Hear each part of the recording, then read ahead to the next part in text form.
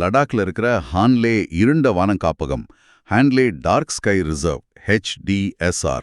இது இந்தியாவோட முதல் டார்க் ஸ்கை ரிசர்வ். அங்க சமீபத்துல 3வது ஸ்டார் பார்ட்டி நடந்திருக்கு. நாம காகையா பத்தி பேசுனதோட இத கனெக்ட் பண்ணி பார்க்கலாம் இல்லையா?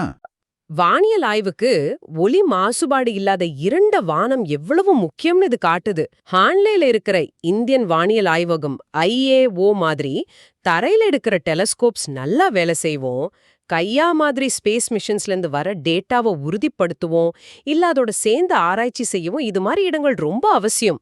இருண்ட வானம் காப்பகம்னு அந்த international dark sky association IDSA அங்கீகரிக்க என்ன தகுதிகள் வேணும்? கலாச்சாரம், இயற்கை பாதுகாப்புக்காக அந்த ஏரியாவை பாதுகாக்கணும். முக்கியமா ஒலி மாசுபாடே இல்லாத ஒரு மையப்பகுதியும் அதை சுத்தி ஒரு இடையக பகுதியும் இருக்கணும். அப்புறம் அங்க வாழ்ற மக்கள்ல பெரும்பான்மையோட ஒத்துழைப்போட ஒரு முறையான லைட்டிங் மேனேஜ்மெண்ட் பிளான் செயல்படுத்தணும். ஹான்லே காப்பகத்தோட நோக்கம் 2.